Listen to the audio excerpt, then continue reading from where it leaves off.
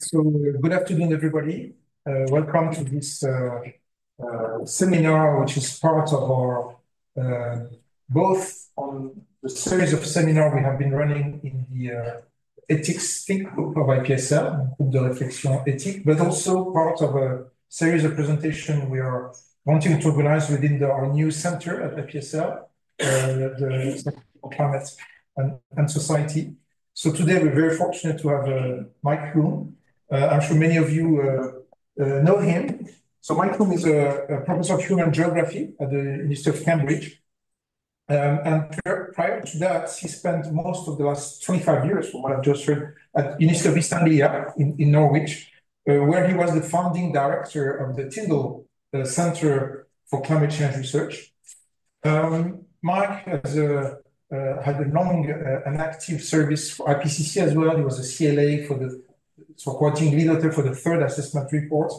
So I read he was author of 500 separate items of writing things, including 150 peer-reviewed publications. So you have to tell us about the 350 more. So his research interests are concerned with the representation of climate change in history, culture, and media, the relationship between climate and society, including climate engineering and adaptation, very hot topic for us at IPSL as well. How knowledge of climate change is constructed, especially through the IPCC, and the interaction between climate change knowledge and policy.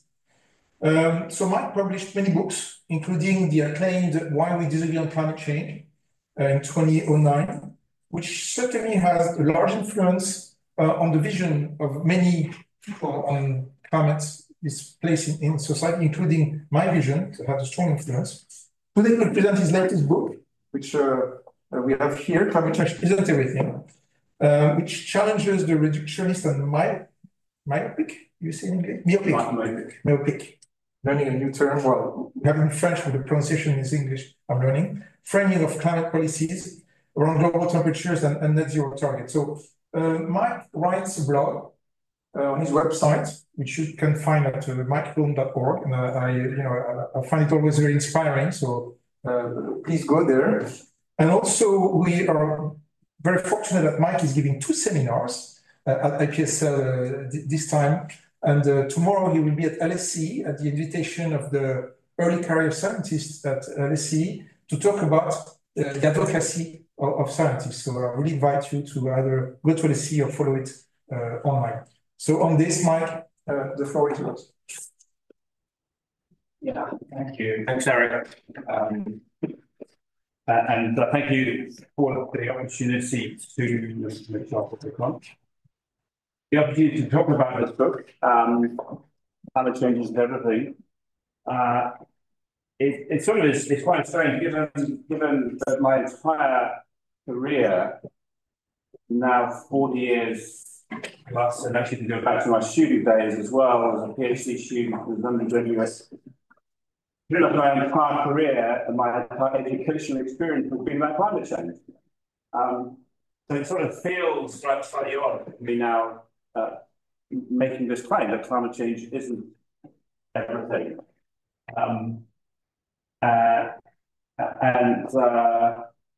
So I think it's important just to say at the very beginning that climate change is real. What I'm not trying to say here is that science has got it all wrong. No, humans are undoubtedly changing the climate system, have been doing increasingly, and almost certainly will be doing increasingly for the foreseeable future. So climate change is real, and also climate change is important. So I'm not saying it's not important. What I am saying here is that climate change isn't everything. So hopefully I can take you through some of the steps of my thinking as to why I felt it necessary to write a whole book to make this point. So Time Magazine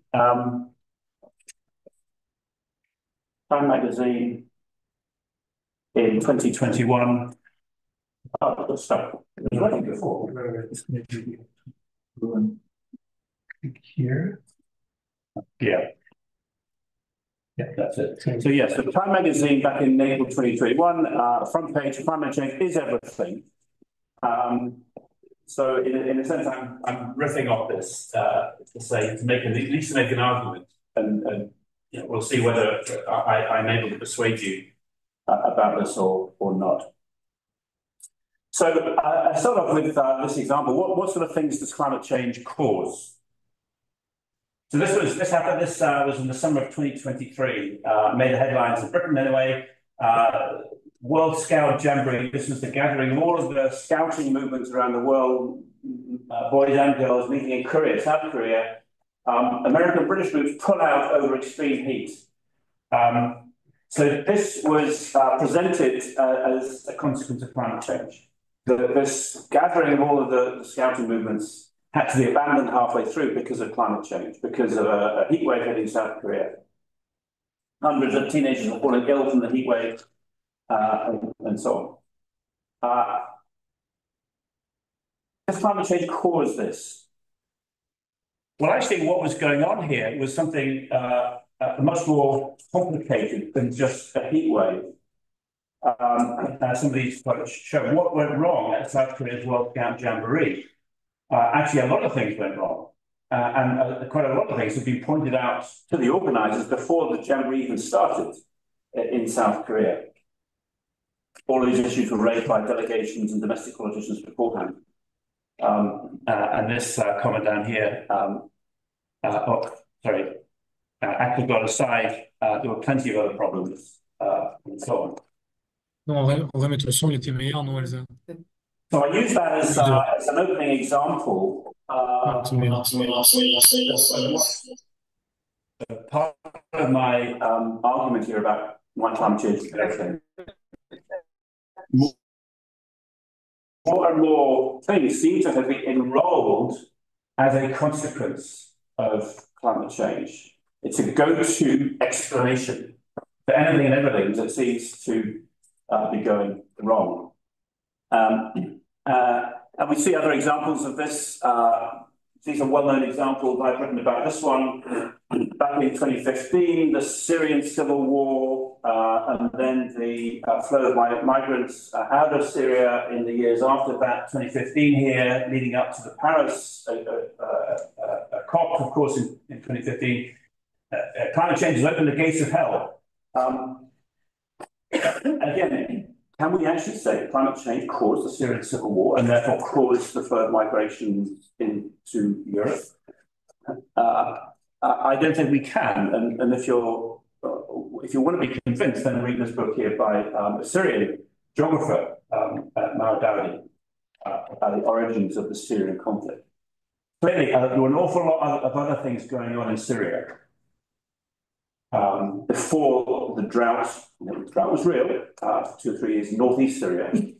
But can we actually say that climate change caused the Syrian civil war? Or other examples, how the climate change helped the Taliban. This one, I like this one, a strong increase in racist tweets outside of the climate comfort zone. So this was a paper that showed that for every degree of warming above 11 degrees, there will be an exponential increase in the frequency of racist tweets. So is climate change causing racist tweets? These sort of papers, maybe you're familiar with, maybe you're not, but they are in great abundance around the literature. And so some of my skepticism that I've been building around these types of very, what I call simplistic, or actually I use the term reductionist explanations. And this was a paper that I published back in 2011 called Reducing the Future to Climate, a story of determinism and reductionism. This was published in Osiris. This is probably not many climate scientists read Osiris. Osiris is a history of science journal based out of America, one of the top 2 history of science journals. I published this in 2011. It's been the highest cited paper in that journal's history. So there was something about this paper back in 2011 that gathered people's interest, at least, by me talking about climate reductionism. And as I said, what climate reductionism is it's this. It's a form of determinism that climate determines. It provides simple answers to complex questions about the relationship between climate societies in the future. And this is the thing that I think, with my own background in climate science, sort of began to point me in this direction, that because models have the claim to see into the far future, 10, 50, 100 years into the future, we can make predictions of climate into the far future. It's very tempting then to use those predictions of climate to see, well, what sort of world will there be in 10, 50, 100 years' time, using those climate model predictions. So the future becomes reduced to climate, without recognizing that over the next 10, 50, 100 years, everything else is going to be radically changing in the human world at the same time. So this is my point about climate reductionism. And as I said, it was very widely adopted, appropriated, maybe it was challenged by a few people, but it certainly had a big impact. And so my next step beyond this is the step that I've taken here. So, and actually a nod here to a French colleague, Stéphane Coud, who's now at Hamburg University, a political geographer. He was the person actually who I picked up this phrase climatization. He published a book all about 9 years ago, I think. So climatization we can think of as this process by which increasing numbers of matters of concern, sort of matters of concern at the moment, come to be understood as being shaped by climate change. And if climatism is real, then it leads to this, what I call climatism, an ideology. And I'll say a word about ideology in a few moments. But by this, I mean the settled belief, the dominant explanation of these phenomena is human-caused climate change, and you can read the rest of it on there. So this is the heart of the book, then, that I'm putting forward this argument that what we have done around climate change is to create a new ideology. And with ideologies ending in isms, we'll call this ideology climatism. And a very good example of this was from just earlier this year, Simon Steele, who's now the executive director of the UNFCCC, speaking. This to me reflects what I'm calling the ideology of climatism. None of this, nothing else will be achieved unless we get the climate crisis under control. Maybe you want to come back and challenge that at the end. That's part of the discussion, I think. But for me, this is an example of climatism. And in the book, I make this point that we can think of this move from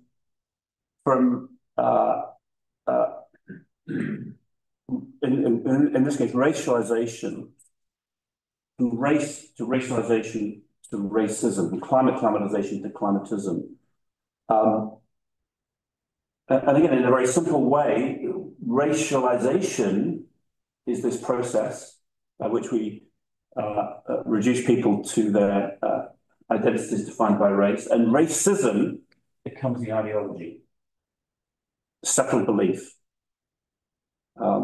that actually we can and we should be judging groups according to their race. Scientization of science. We have science, we have scientization, we have scientism. What ends up with this settled belief, this ideology, scientism as an ideology, that all conceivable questions about the world can be answered by science. That's what scientism is. And I'm not alone in thinking that actually it's quite a dangerous, that one in particular is quite a dangerous ideology. Or as geographers, I'm a geographer, we talk a lot in geography about globalization. And again, we see the same process here. Thinking of the globe leads to globalization, and it can lead back to this ideology of globalism, the settled belief that it is only the whole world that is the proper sphere for intellectual, political activity and influence. And again, as social scientists, we we're very interested in the consequences of these types of ideologies. Globalism as an ideology, we recognize actually it's actually, again, some quite dangerous consequences. So that's basically the heart of my argument here.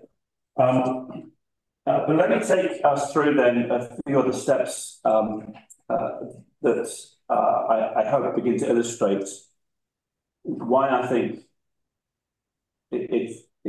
climatism actually is an ideology that we should be talking about. This is again a very simple schematic, but it's something that, again, I've been thinking about this for my entire career. When I did my PhD in Sudan, looking at climate variability in Sudan and Northeast Africa, and the impacts that rainfall variability had on human livelihoods, particularly the impact of drought on water security or on desertification. And this was sort of fairly standard thinking way back at my time here. That we have to distinguish between the meteorology of a disaster and the social and political factors. So we can think of these three overlapping circles. Disasters result, if we just look at that intersection, purely from the meteorology. Disasters result purely from the social, economic, political organization of the society, or this interlocking area in the middle here, where, of course, there is some combination of both the meteorology, some interaction between the meteorology and the socio-economics. An argument about, how large these overlapping spheres are in any particular case, go back and forth the whole time. But I use this simple schematic to make a difference, say a contrast here between these two different positions. In the climate change discourse, there has been this phrase, lukewarmism. It's a form of climate skepticism. People who maybe are not fully convinced that humans are changing the climate system, or if they are, it's a very, very minor effect. They're called lukewarm. And I just use these overlapping circles to explain here. So if a lukewarmist would basically keep these spheres rather separate. So yeah, maybe there's some impacts of human society on meteorology, but it's not very great. The climatist, on the other hand, collapses all these things, these three things, more or less into the same causal space. So disasters are a consequence of meteorology. We can see this, the way in which this plays out here, just recently with the floods in Valencia in Spain.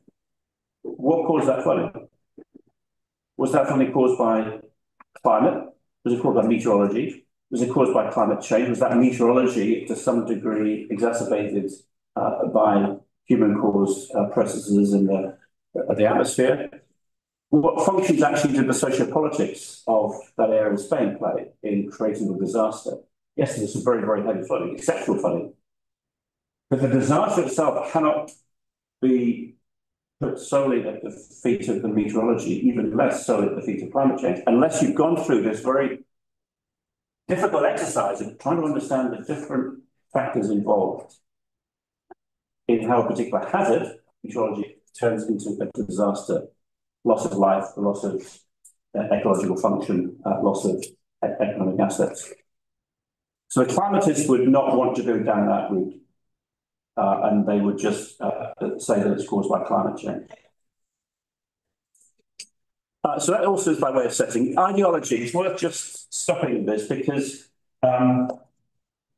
just because I'm calling climatism an ideology, it is not necessarily saying ideologies themselves are actually very powerful and necessary ways for human beings to make sense of the world they find themselves in. There are ideologies, of course, and you can think of your own, that at different times in different social settings become very powerful, become very motivating. nationalism, communism. We can think of isms as well, these structured patterns of belief in more neutral terms, romanticism, cubism, in the history of art and so on. So we can't assume, we can't escape these structured, these settled belief patterns. They help us to make sense of a world that is complex, that is confusing, and they can help us to find pathways through that complexity. So by calling climatism an ideology, I'm not automatically saying this is a bad thing, but what I am saying, we need to interrogate climatism to see actually whether it is helping or actually whether it has dangers associated with it. Is it a helpful ideology, or is it one that can take us in wrong directions? So that's basically how I set up the book. And I'll just very quickly, in the remaining time, what time did we start? We started about just after 2. Yeah. Well, 2:05. Another half hour. Yeah. Well, I just wanted to quickly touch on these different chapters on the book to lay out my case anyway. First one is, how did climatism arise? Now, this is interesting because I've spent certainly the first 30 years of my career working in climate science, working on climate data, global analysis of global climate data, comparison with models, development of climate scenarios, adaptation strategies, and all the rest of it. So, but I think what's important here, and the argument I make, is that climatism as an ideology is rooted in science. And I'll just explain these 10 moves. If we take the ideology of Marxism as an ideology is not rooted in science, it's rooted in a particular reading of history. Or to take patriarchy as an ideology. Patriarchy is not rooted in science, it's rooted in a particular understanding of male, masculine power, authority, status, so on. Or if we take a jihad or a crusade from religious movements, these ideologies, these settled beliefs of action in the world don't emerge from science. Jihads and crusades emerge from divine inspiration, divine revelation, or interpretations of divine revelation. What's interesting to me about climatism, though, it gains its strength, its power, its validity from science. And these are what I call 10 moves here. I'm not going to go through all of them, of course. But these are elements or movements in climate science, and I've pretty much tracked all of these throughout my career in different ways. That I think lead to, in a way, you can think of these as constructing the scaffold, the framework upon which climatism can survive. And it gains its power from this authority, the scientific authority. Just to pick out a couple here, global temperature was adopted as a dominant index for capturing the condition. This is a very reductionist move to think that global temperature is an adequate description of the relationship between climate and society. It's a very useful one. It obviously has become central to the politics of climate change, but it's a very, very reductionist move to think that global temperature is a good index. And I've written about this on my blog, but actually in the context also of COVID, trying to govern COVID by a number. This is a very reductionist move. And again, I make the comparison actually with GDP. This is, to me, a really good parallel example. GDP, this is from the report, actually, that Simon Kuznets's report from 1934 to the Roosevelt government, national income, what's it called? National income 1929 to 32. This is where the idea of GDP came from. And Kuznets himself recognized this. He recognized it's far from an exhaustive account. It doesn't actually capture everything that matters. And yet what's happened with GDP is become this structuring index now by which all national and international economic politics is played out. Similarly with global temperature, this is Terry Miller's book, which is very nice, The Tyranny of Metrics, The Dangers of Metrics, if you want to explore that further. So this is one of the moves that I think lies behind climatism. Another one is, as I mentioned this already, I've written about this, climate reductionism. The future becomes reduced to how the climate will be in the future. Another one here, weather attribution. Specific weather events becoming explained in terms of their naturalness and humanness. Again, we can have a discussion about it. I guess there are people here who work on this, the whole idea of weather attribution. I think the idea that it is possible to make this distinction between different types of meteorology is also something that lends power to this idea of climatism. And we wrote this little thought piece about 10 years ago about this in relation to adaptation funding. And then a move here at the bottom, the window for action on climate change is framed by ever-shortening timelines. And with my colleagues, again, we've written about the dangers of this. Whether it's 3 years or 5 years, in order to achieve a particular emissions target or a particular net zero or whatever, this move of thinking that climate policy success is dictated on a particular timescale, I think is also something that contributes to the emergence of climatism as an ideology. So those are just examples. We can talk about others of those if you'd like. So that's where I believe climatism comes from. I then, in the following chapter 3, talk or ask this question: is science climatist? And this is sort of a dangerous move, at least by making the comparison with racism. However, we have to ask the question: for what ends is science being used here? Just as with racism, from our vantage point of 2024, we can look back at the history of science in the 20th century and the late 19th century and actually see that science was being used for purposes that we would judge to be nefarious and morally questionable at the very, very least. We can think of eugenics, we can think of racism, we can think of Lysenkoism, for example, in Russian rejection of Mendelian genetics and so on. This is where science, in all these cases, science was captured by an ideology.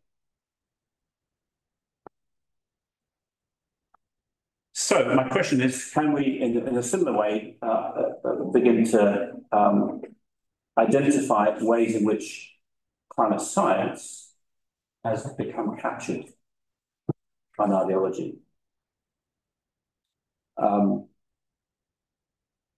And then I use the idea of an essentialized climate to parallel this with essentialized races. Have we actually given too much weight to science? And actually, I think there's an example just been published quite recently that goes down this track. It's a paper in the journal. It's in One Earth. I think it's in One Earth. Martin Schaefer at Utrecht University colleagues. Using the idea of the human climate niche. So he sets this argument up that there is a particular habitat within which only within which humans can live, and that habitat is defined by mean annual temperature. So you can plot the mean annual temperature of the world, and you can find out the habitat where humans can live. It's called the climate niche. And on that basis, they then argue, well, as the climate warms into the future, that climate niche begins to shift. it shifts in the northern hemisphere northwards, in the southern hemisphere it shifts southwards. And on the basis of that, so this is the idea of an essentialized climate. Humans are reduced in terms of their mobility, in terms of their habitability, in terms of their social development by annual mean temperature. On the basis of that, they claim that the world has got to prepare for mass movement of billions of people, because these habitats will determine in the future where people live. I find that a very worrying sort of argument, but I think it gets close to this idea of what I mean by essentialized climates. Other examples that I throw out here, well, actually the idea of the noble lie. So this is something that all scientists in any field need to be aware of. The idea that, inspiration from Plato, that the idea that there is a higher good that needs to be served. And if it means suppressing one's scientific efforts, maybe not communicating all of the uncertainties, but that's fine, because actually what matters is something more important than the integrity of science. What matters more is that my language, climatism, can be given the oxygen that it needs in order to breathe. So the dangers of the noble lie, Eric Winsberg has written about this, who's a philosopher of science. All scientists need to be careful about this, and actually this touches on the talk I'll be giving tomorrow as well about climate advocacy and climate activism down at LSE. So maybe examples of this, possibly, could be this debate that's been going on for the last 2 or 3 years about the RCP from IPCC, RCP 8.5. Really, is RCP 8.5 a scenario that we should be doing climate impact work with?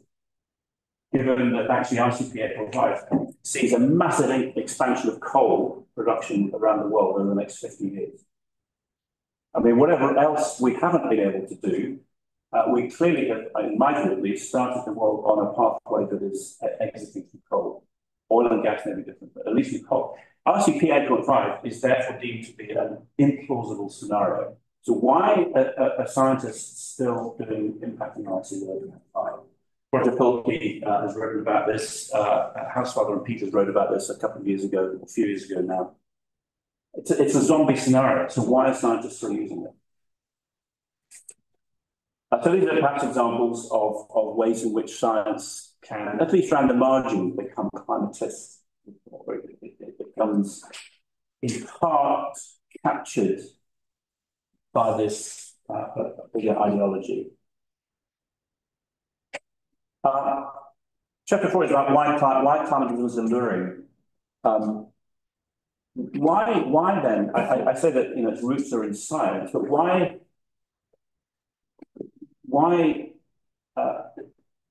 do I observe that climatism has a powerful hold on parts of the climate discourse?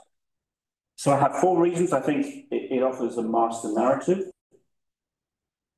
So I can totalize the good, especially what ideologies do. Why do people like Marxism? Because it offers a master narrative to explain the unfolding of history. And it's comforting in a strange sort of a way.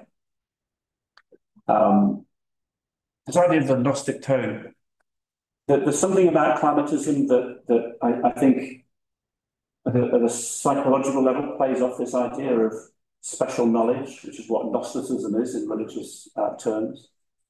That there is some special knowledge that climate science is able to offer that reveals the future. The human future is being, as it were, the veil is being lifted on the human future by climate scientists. We can now begin to see the future because of the power of climate model predictions.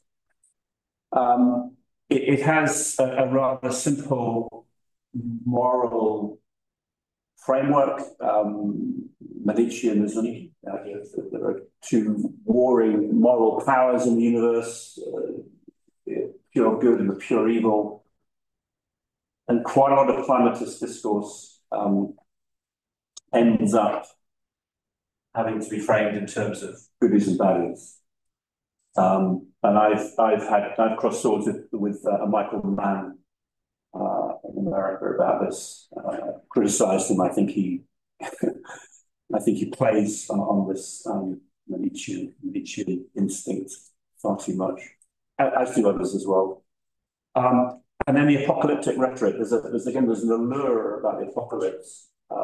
We know in the environmental movements, this trope of the apocalypse has been a constant theme through 20th century environmentalism. The American literary critic Lawrence Buell wrote about this back in the 1980s, that American environmentalism has never been able to escape apocalypse.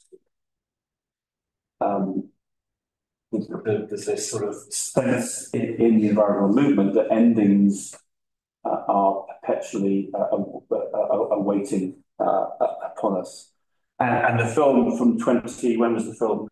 Don't Look Up. 2021, Adam McKay's film, Don't Look Up, with who was it? Leonardo DiCaprio was in there. The Eye of the Comet about the Earth, if anyone's seen it. And it was, I mean, McKay himself says this is a deliberate allegory of climate change. So climate change is being compared to a comet destroying the entire planet. Really? Anyway, these are some of the arguments, I think, as to why climatism might be alluring at a sort of psychological, cultural, almost subliminal level, perhaps. This is a long quote. I just found this recently. It's a long quote, but it just captures me. I said before about the idea of the master narrative, and this is from German historian Sebastian Haffner, who wrote a famous book, The Meaning of Hitler, back in 1979. And I just read this recently. Absolutely fascinating. But this quote, it just captures for me, I think, my thinking about this. Where do we go? He talks about Marxism and Hitlerism. All events are merely the manifestation. And here, anyone reading this is feeling they're suddenly seeing the light. What had been confused becomes simple. What had become difficult becomes easy. These statements give an agreeable sense of enlightenment and knowledge. And then here, everyone who does not accept them, since all such words come on, there is a ring of anything else is a lie. It just captures for me quite a lot of what I, in my imagination, was seeing going on here with the allure of climatism. And we can pass over that, but I just find that fascinating. Apocalyptic rhetoric, I think I've mentioned this, you're familiar with some of these things, these sort of doomsday narratives, this is the idea of sublime. There's something intensely, darkly, worryingly attractive about the apocalypse. May Hillman's quote, "The alchemist's death at the end of most of life on the planet." So there we go, apocalypse. I'll move on quickly. Chapter 5, why is it dangerous? So this is the point. We could, if climatism is just an ideology, we can explain it. We can understand why it's attractive. Actually, what's the problem? But if it's dangerous, if it actually takes policy in different, wrong, unhelpful directions, we should be a little bit worried about this. And again, I run through these examples.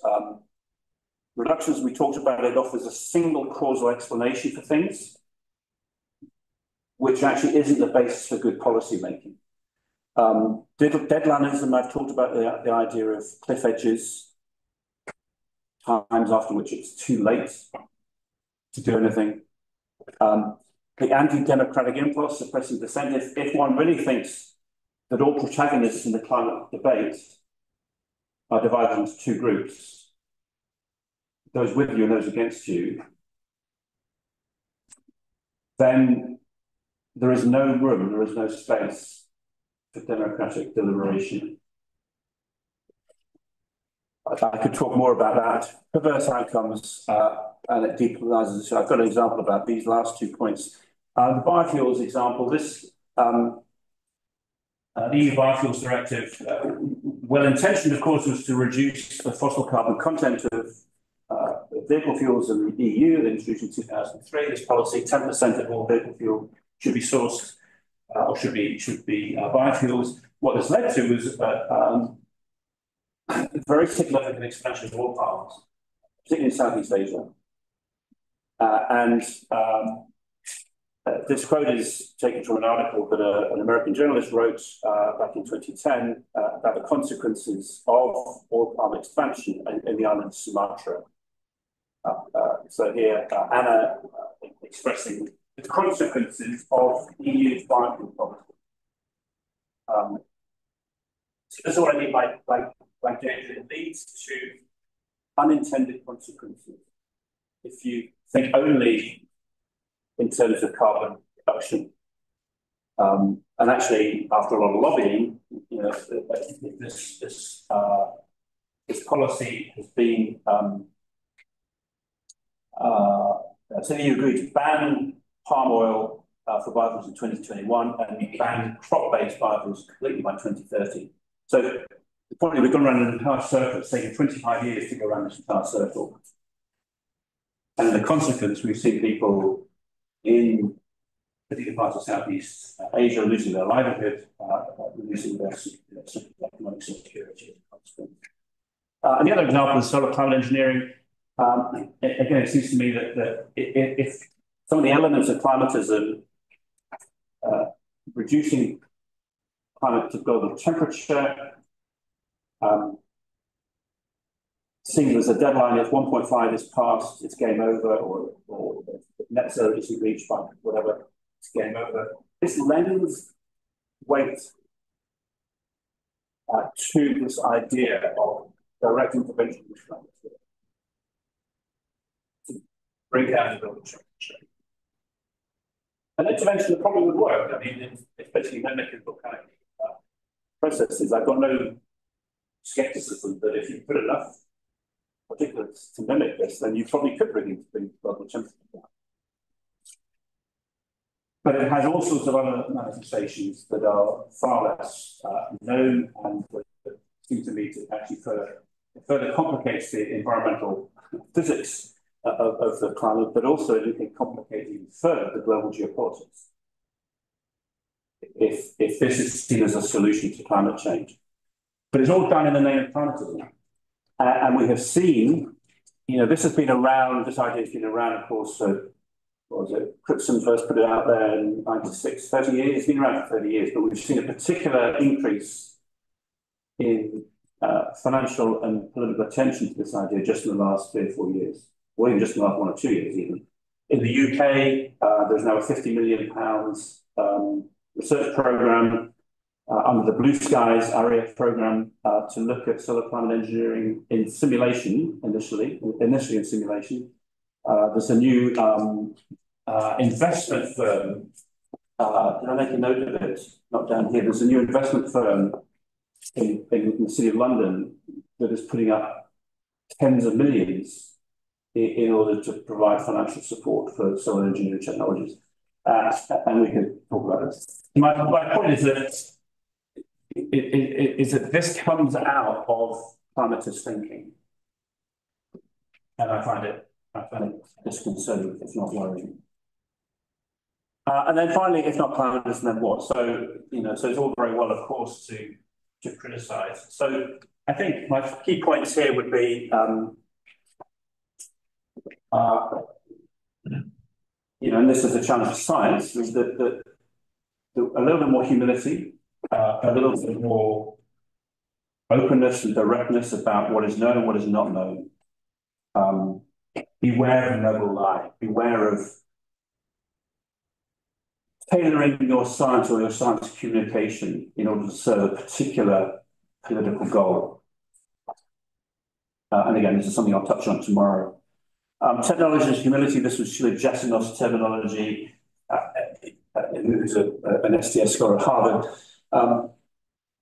Less hubris. The future is not predictable. That would be a summary of that. there might be some elements of the future that are more predictable than others. Quite happy to accept that. But the future in its entirety is not predictable. And so a little bit more humility here. Diffuse deadlines and the no cliff edges. If you want, we can go into tipping points. Happy to have a discussion about tipping points. But I'm not convinced that we can think that there are cliff edges beyond which actually it's game over and it's too late. Plurality of values. This, I think, is important when communicating one side's for policy application, is that if policy is to be effective, it needs to recognize it's entering into a social, cultural world where there are very plural values. And science does not dictate which of those values should be given preeminence. And the plurality of goals. This is the cliff edges. The countdown for moments of decision. The plurality of goals. I use this. I know it's an easy get out in a way, but it does seem to capture what we really should be focusing on. These are the 27 or the 17 rather SDGs, which actually, in terms of international political negotiation and national adoption, these have carried just as much status as the 1.5 to 2 degree of the Paris Agreement.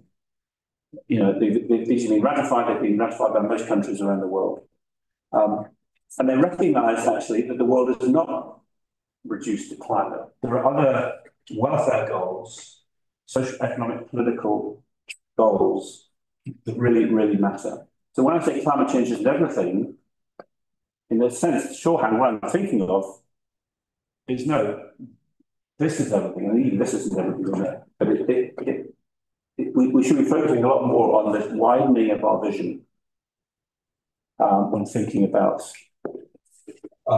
policy making. And of course, going back to Simon Steele, he would argue, well, none of these, we can't progress on any of these unless the climate crisis is controlled. I'm not quite sure what he means by controlling the climate crisis, but let's say he means the Paris Agreement. So is he saying that if we don't stabilise temperature between 1.5 and 2, again, it's game over as far as he's concerned. We can't make progress on these if we don't hit the Paris Agreement? I disagree with him. And just an example of that. So this was a colleague, Vijay Ramachandran, wrote a nice editorial about this. So this is potentially the way it goes. That here, we know that indoor cookers in parts of Saudi Arabia, are hugely detrimental on human health, particularly women and children who cook on open cookers. In indoor spaces. 3.8 million die prematurely. So you'd have thought that a technology that could eliminate that smoke pollution would attract investment from the richer countries, LPG stoves. But if you label LPG as a fossil fuel, which of course it is,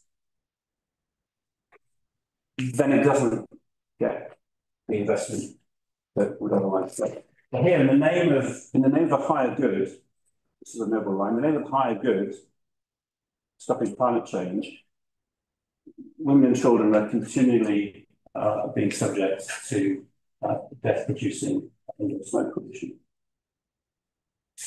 So there we go. Those are my examples. I'm conscious that my book is sort of against the stream, against the current. So maybe I offered these objections at the end and tried to head them off. But I'm very happy to take any discussion and see where you agree, where you disagree. I'm sure there are some points you want to challenge me on. That's absolutely fine. But thank you for listening.